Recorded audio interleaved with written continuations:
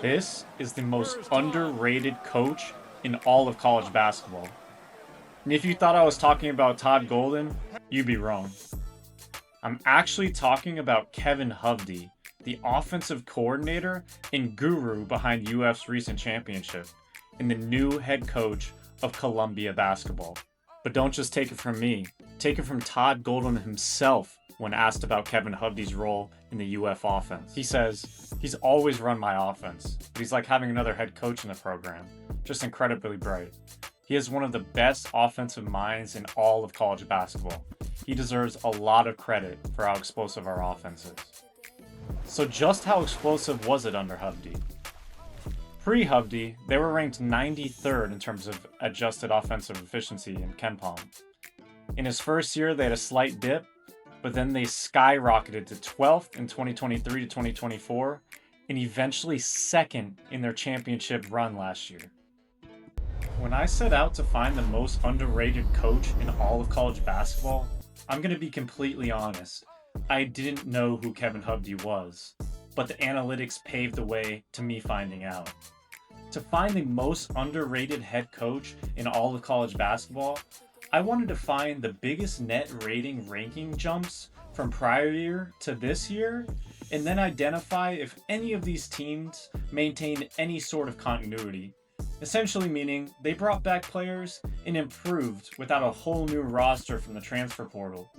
And who was the only one of these five who ranked within the top 30 in terms of continuity? Columbia basketball. Welcome to Nerdball 2.0.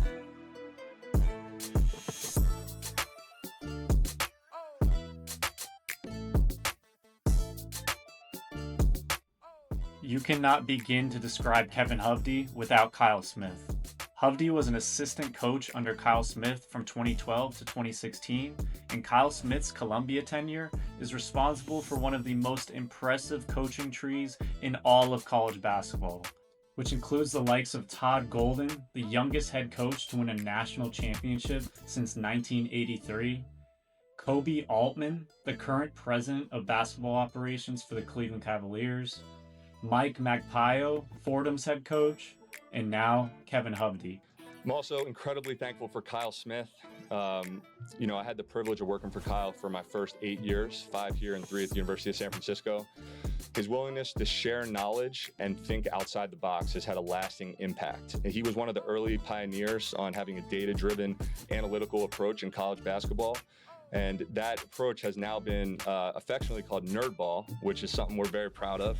Nerdball, we give our guys a lot of feedback, a lot of number crunching. And the best way I can say is we quantify all the plays in basketball. We have our own little system. We try to value things basketball-wise that I don't think other people do.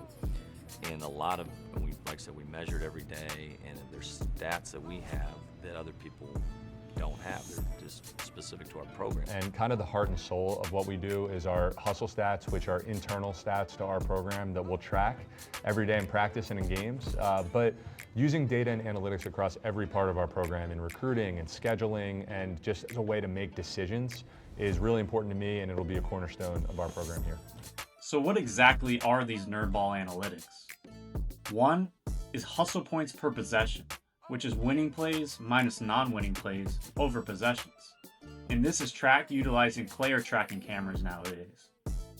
Winning plays can mean anything from deflections to screen assists to rebounds with 2 feet in the paint. Non-winning plays can be blow-bys, box-out failure, and non-aggressive fouls.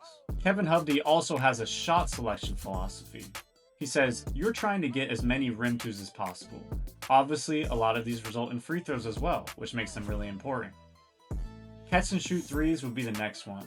All those are good shots for us. There's some mid-range that are good, but I think generally a good rule when you're playing would be a shot the other guys on the floor know is coming. That's where the mid-range can be tricky, because if you come off a ball screen and you get downhill in the paint and the big's in a drop, depending on where the ball screen coverage is, and you shoot a wide open, uncontested 2-point shot, that's a good shot because you can see it coming. You have a great chance of getting an offensive rebound and getting on the glass. Now, if you're shooting a tough step back 2 earlier in the clock with a hand in your face, that's a tough shot, and those are harder to offensive rebound, and they're a lot harder to get back in transition.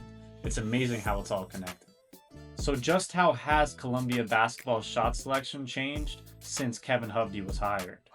As you can see, close twos have increased, dunks have increased, further twos have decreased, and 3 points have remained the same.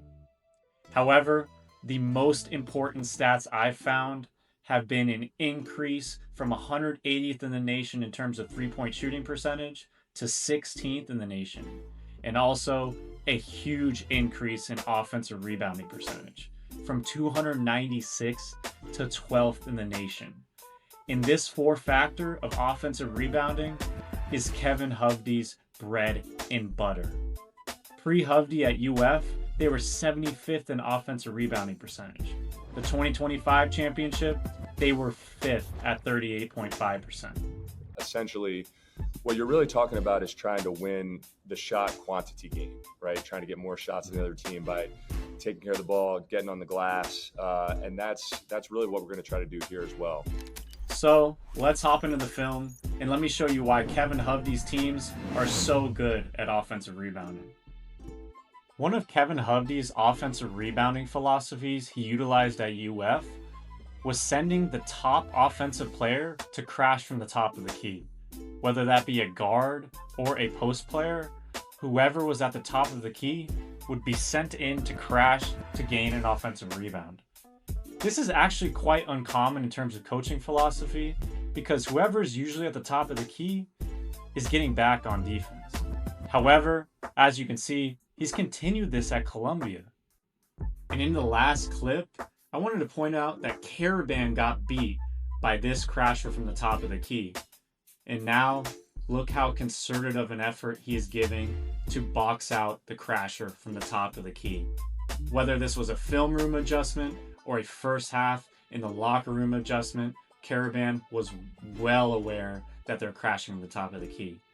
And here's another example of a defender being well aware of the top of the key crash and fully turning his back to look to defend it well. However, crashing from the top of the key is uncommon, and this is exactly why I think it's a great strategy. Guards at the top of the key are not used to having to box out. They turn their backs often, and there's wide open crash lanes as a result.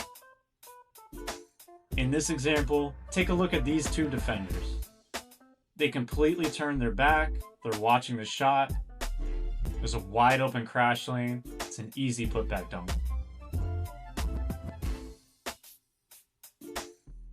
Another strategy is to crash from the opposite wing or the corner. There is nothing new in terms of this philosophy. Usually misses go long, and there's a higher % chance that it's going to end up on the opposite side of the basket.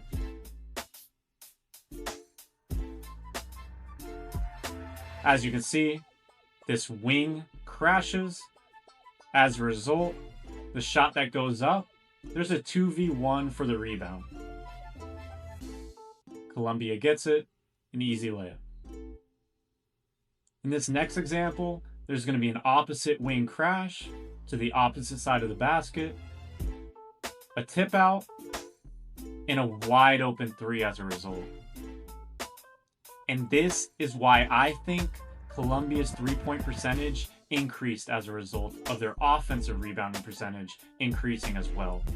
Take a look at this next example I detailed for you. There's an offensive rebound, the defense is scrambling, and there's a wide open 3 make. This is due to defenders being in the paint, boxing out. It leaves 3-pointers open, which result in a higher 3-point percentage.